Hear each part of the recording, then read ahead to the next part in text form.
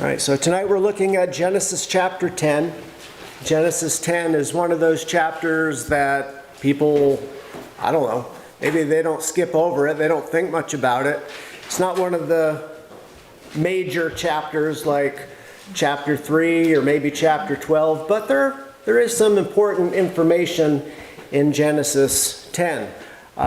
You know that I'm against, most Bible-believing Christians are against what people call globalism, right?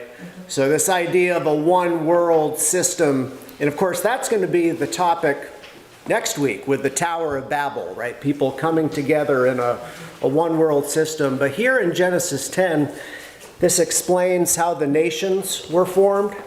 So this chapter gives us an inspired record of how the nations came about and how God sovereignly separated mankind into families, which then developed into nations. And of course, these families or nations would, later on, one of them would be chosen in chapter 12 to bring the Messiah into the world. So we'll play the video and then we'll go over verse by verse and talk about this chapter, which is usually referred to as the Table of Nations. So let's listen to Genesis chapter 10. Now this is the genealogy of the sons of Noah, Shem, Ham, and Japheth. And sons were born to them after the flood. The sons of Japheth were Gomer, Magog, Madai, Javan, Tubal, Meshech, and Tyrus. The sons of Gomer were Ashkenaz, Riphath, and Togarmah. The sons of Javan were Elisha, Tarshish, Kittim, and Dodanim. From these, the coastland peoples of the Gentiles were separated into their lands, everyone according to his language, according to their families, into their nations. The sons of Ham were Cush, Mizraim, Put, and Canaan. The sons of Cush were Seba, Havilah, Sabta, Reumah, and Sabteka. And the sons of Reumah were Sheba and Dedan. Cush begot Nimrod. He began to be a mighty one on the earth. He was a mighty hunter before the Lord. Therefore it is said, like Nimrod, the mighty hunter before the Lord. And the beginning of his kingdom was Babel, Erech, Akkad, and Calneh in the land of Shinar. From that land he went to Assyria and built Nineveh, Rehoboth-ir, Calah, and Resen, between Nineveh and Calah. That is the principal city. Mizraim begot Ludim, Anamim, Lehabim, Naphtunim, Pathrusim, and Casluhim, from whom came the Philistines, and Caphtorim. Canaan begot Sidon, his firstborn, and Heth, the Jebusite, the Amorite, and the Girgashite, the Hivite, the Arkite, and the Sinite, the Arvadite, the Zemarite, and the Hamathite. Afterward, the families of the Canaanites were dispersed, and the border of the Canaanites was from Sidon as you go towards Gerar, as far as Gaza. Then, as you go toward Sodom, Gomorrah, Admah, Zeboim, and as far as Lasha. These were the sons of Ham, according to their families, according to their languages, in their lands and in their nations. And the children were born also to Shem, the father of all the children of Eber, the brother of Japheth the elder. The sons of Shem were Elam, Asher, Arphaxad, Lud, and Aram. The sons of Aram were Uz, Hul, Gether, and Mash. Arphaxad begot Salah, and Salah begot Eber. To Eber were born two sons. The name of one was Peleg, For in his days the earth was divided, and his brother's name was Joktan. Joktan begat Almodad, Sheleph, Hazarmaveth, Jira, Hadoram, Uzal, Dikla, Obul, Abimael, Sheba, Ophir, Havilah, and Jobab. All these were the sons of Joktan, and their dwelling place was from Mesha as you go towards Sephar, the mountain of the east. These were the sons of Shem, according to their families, according to their languages, in their lands, according to their nations.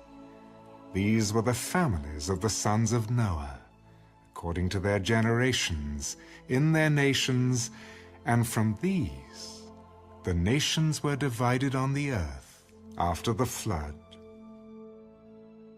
So this is one thing I like about these videos. Just playing this, I don't have to try to pronounce all those really difficult names. I definitely wouldn't get them all right.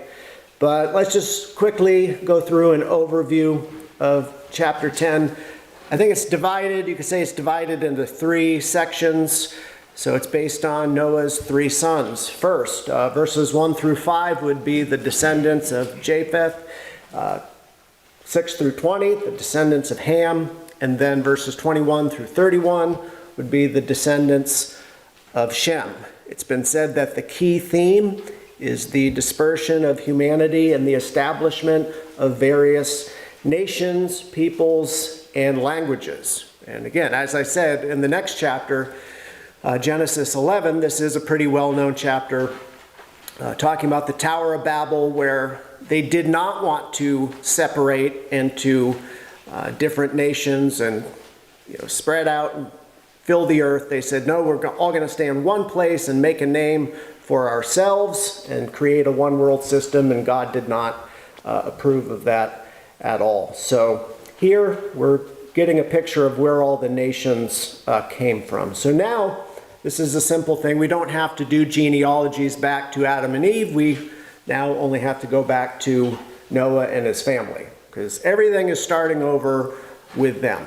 So let's just go through this verse by verse. Genesis 10:1 says, now this is the genealogy of the sons of Noah, Shem, Ham, and Japheth. And the sons were born to them after the flood. And then it lists the sons of Japheth. And the first 2 are Gomer and Magog. I'm assuming when we went through these names, some of these names sounded familiar to you, right? A lot of them didn't, but some of them do sound familiar. And these 2 should sound familiar, Gomer and Magog. Magog especially because that's mentioned in Ezekiel and in the book of Revelation. Remember Gog and Magog. And then there's going to be this battle, the war, the battle of Gog and Magog. So that's the first thing that jumped out to me, because I remember the first study Bible I ever had. I don't know if it was a prophecy study Bible, but I remember reading this. It said that Gomer was Germany, and it said that Magog was Russia. And it was tied into Ezekiel 38 and this prophecy that, Russia and Germany, there will be this coalition in the end of days, and they're going to attack Israel. Who's heard something like that? Yeah. Pretty common teaching in Bible prophecy, this idea that Russia is going to attack Israel in the latter days. So my study Bible said that Gomer was Germany and Magog was Russia. Now, is that really accurate? I don't know. I don't know about that. Here's the thing. This is so long ago, and people have children, and they spread out, and multiple descendants. It's not as simple as saying this person represents the modern, nation of Germany. It's just not. I don't think it's that simple. But there could be something to it, and I think we'll see that in just a moment. Any comments on Gomer, Magog, some of these other names? Gomer was Hosea's wife's name. Yep.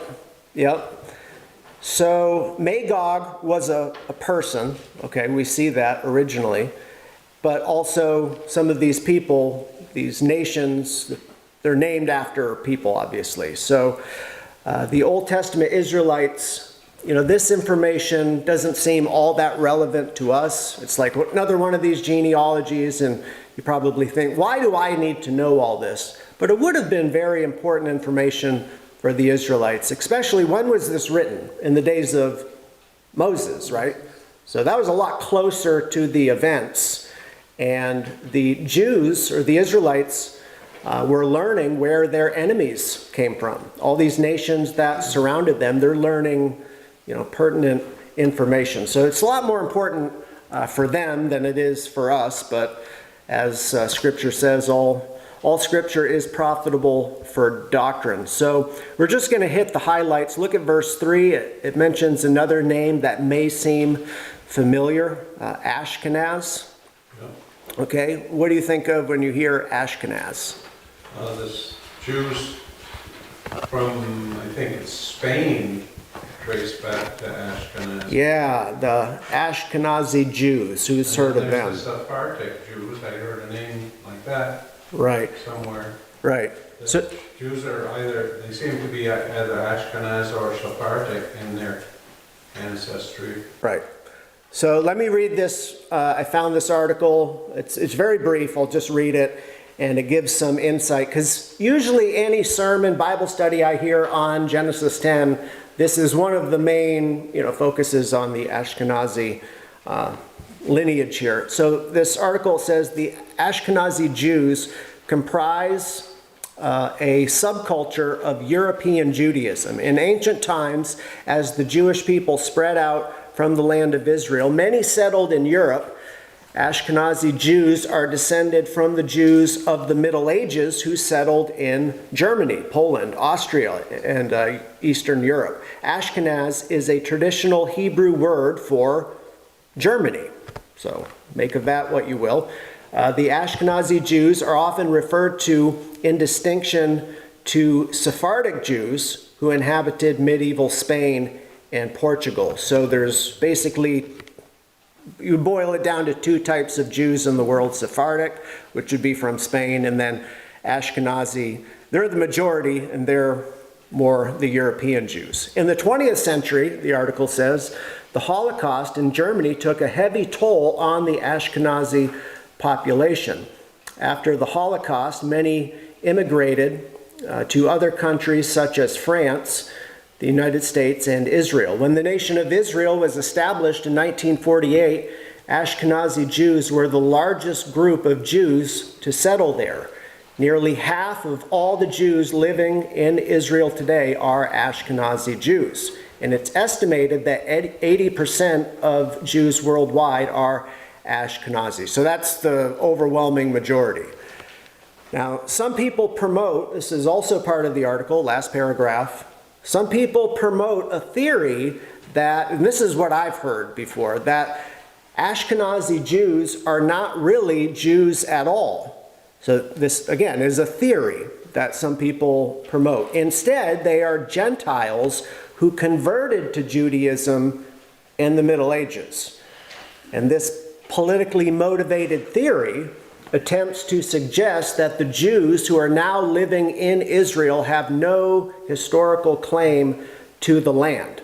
There are also many other conspiracy theories about them, and what all these theories have in common is a lack of documentation or other credible evidence. So you can tell that the person who wrote this article doesn't think very highly of this theory. So if you hear this repeated, that Ashkenazi Jews are not really Jews, okay, this is being labeled, in the article as either a conspiracy theory or at least a theory that has no documentation or credible evidence.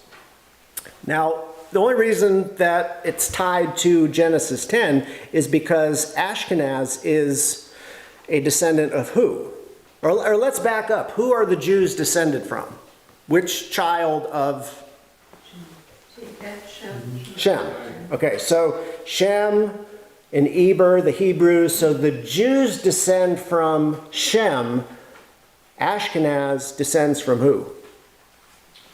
Japheth. So that's the Europeans. So that's what some people will do. They'll say, well, they're Ashkenazi Jews. Ashkenaz was not descended from Shem. There you go. See, that proves it. Now, does that prove it? No, again, I mean, this is so long ago. It's not, again, it's not that simple. It's just like saying Gomer is Germany. I mean, maybe there's some connection with the word, but that's just not the way it works. Okay, so I don't want you to fall for some of these theories, which I don't think you would, but it's something that is common. I've heard it a lot, so I just wanted to bring it up. Any comments or questions on that? I'm assuming Marcus doesn't think highly of that theory. Right? Yeah. But it's politically motivated to say, well, these people have no right to the land because they're not even really Jewish. They're Gentile converts. Okay. I think Moses was Jewish. Yes. All right. So just some information to be on the lookout for. Every time I've heard that brought up, it does tend to be, either from someone who's promoting an anti-Semitic point of view or someone who is just against a future for Israel in their eschatology. One of the two. Okay. I'm sure Abraham, Isaac, and Jacob were Jewish, and that's far enough back.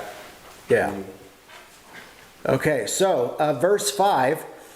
So we have the descendants of Japheth, and this information would have mattered, again, to the Israelites living in the days of Moses and Joshua. It says in verse 5, from these, the coastland peoples of the Gentiles were separated into their lands, everyone according to his language, according to their families, into their nation. So, the descendants of Japheth are these Gentile people.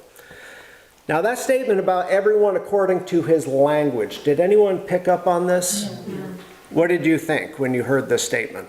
Who wants to give me your thoughts? The Tower of Babel came to my mind where Right. everybody was talking languages that nobody could understand. Right. So Genesis 10 seems to be implying multiple languages, but in Genesis 11, we get the story of the Tower of Babel where, in the next chapter, everyone has one language. So it's like, wait a minute, the timeline seems a little off. And let's just skip to Genesis 11:1 for a moment, because it just flat out says, Genesis 11:1, now the whole earth had what? One language. Yeah, one language and one speech.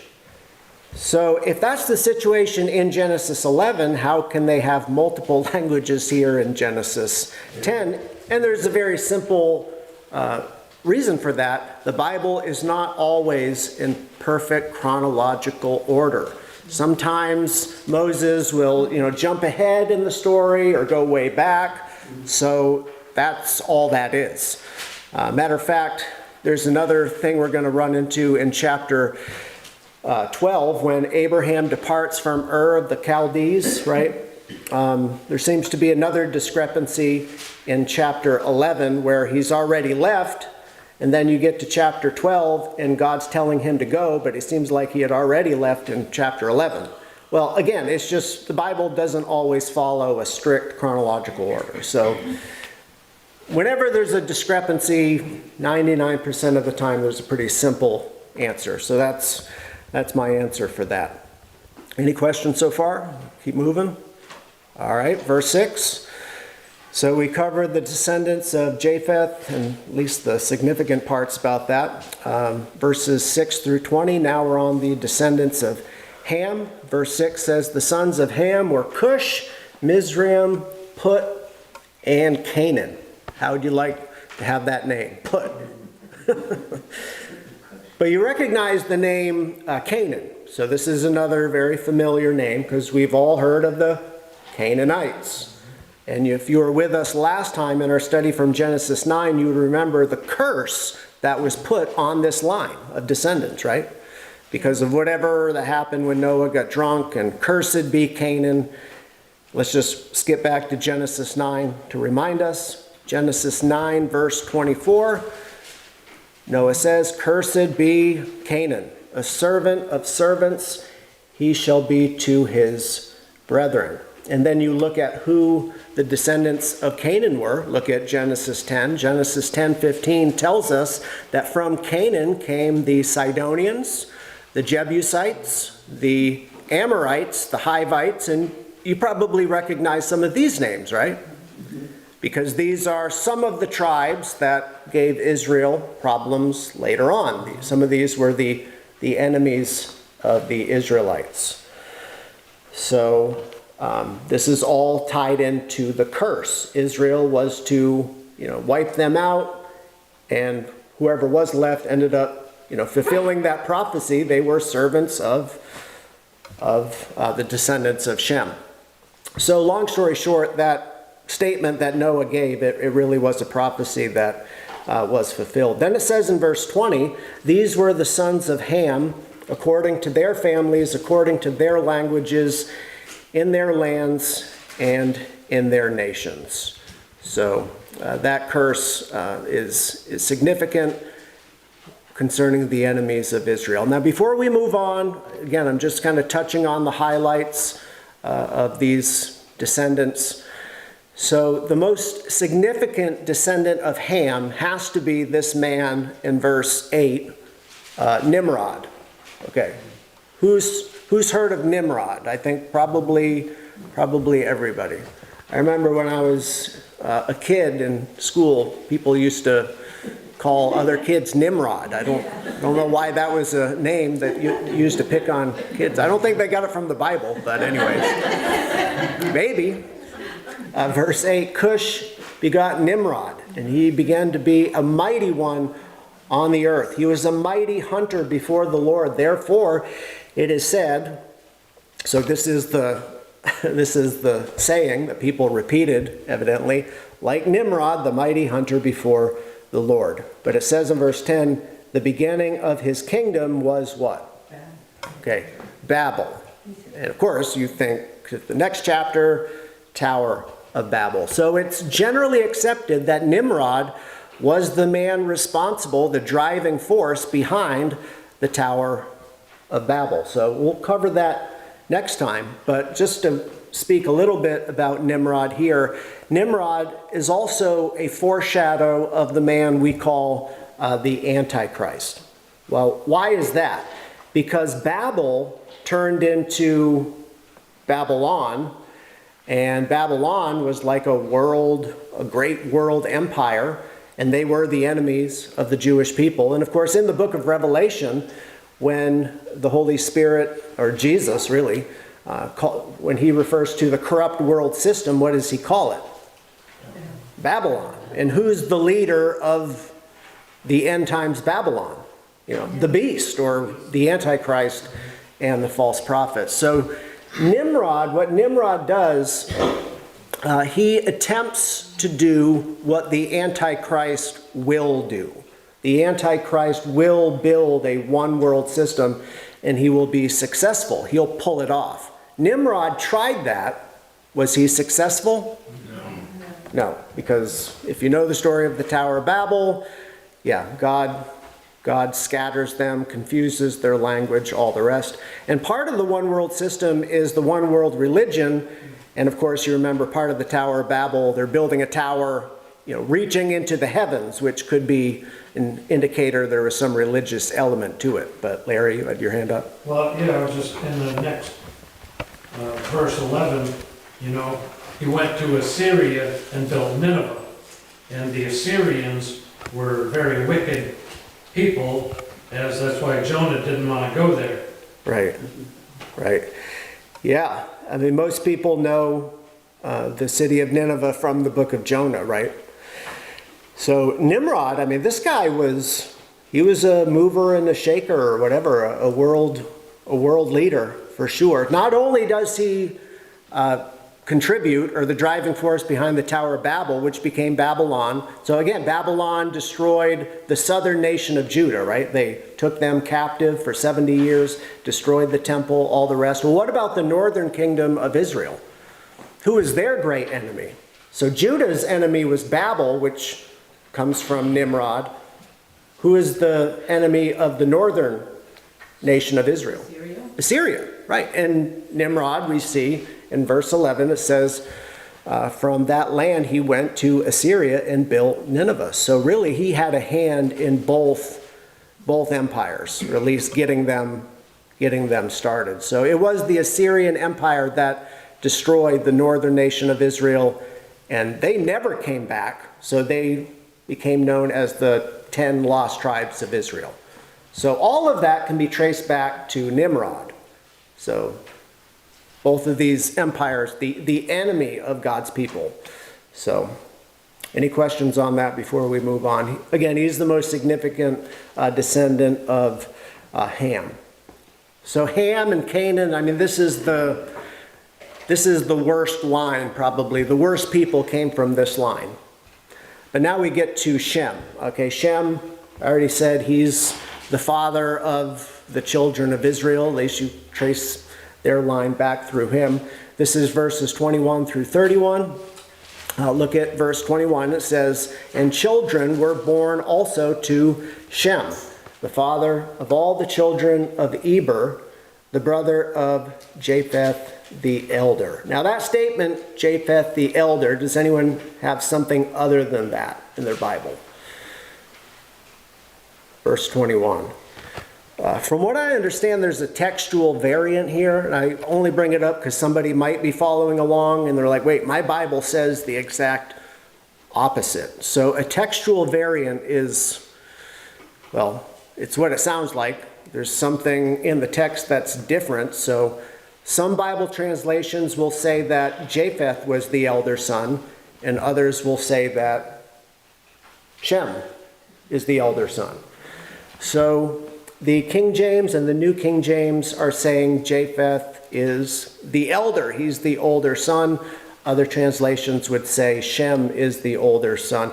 You know, some people get hung up on that, and to me, that doesn't bother me all that much.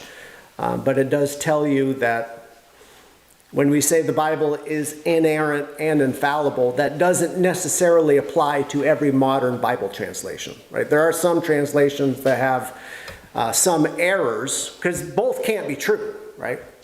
I mean, either Japheth is older or Shem. They can't both be older.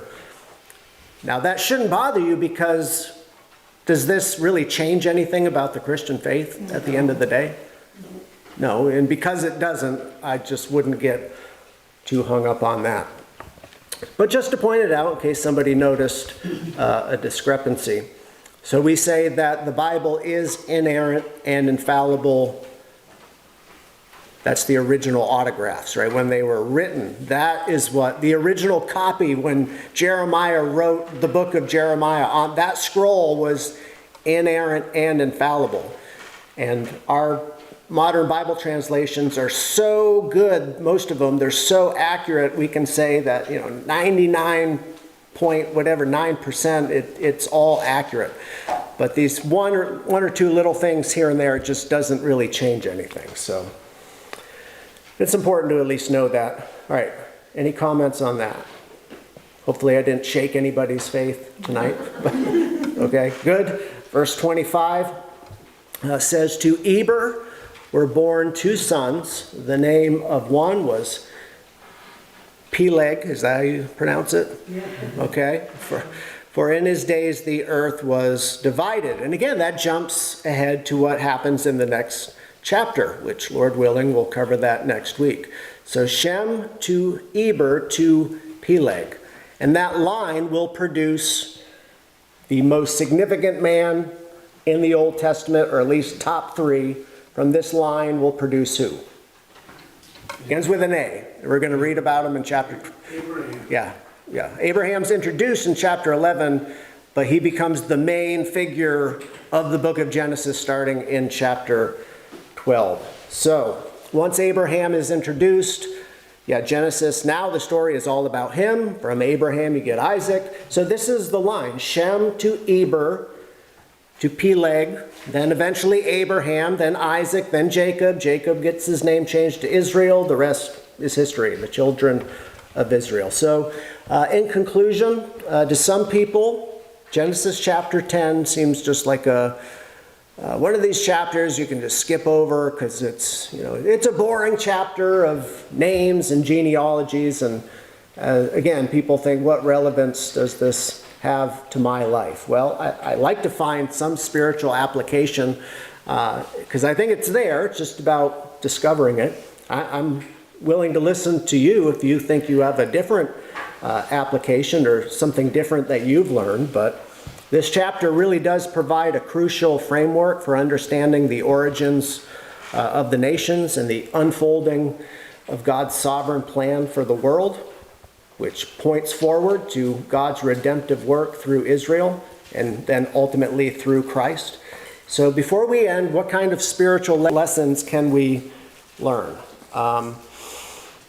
I think going back to that curse, which has such powerful effects for Canaan and his descendants and how they did end up becoming the servants of the Israelites. I mean, this just reminds us that the decisions they made during their lives had long-lasting consequences, to their children and their children's children. So the decisions we make sort of chart the course for future generations. And that can either be a good thing or a bad thing. So it really does matter what we do and the decisions we make in this life. Humanity started over with just these three families, Shem, Ham, and Japheth. Shem and Japheth, they did the right thing concerning their father, right? What's one of the commandments? I know it comes later on, but one of the commandments is honor your father and mother. Did Japheth and Shem do that? Did they honor Noah? Yes, they did. And there were blessings for them and their descendants after that.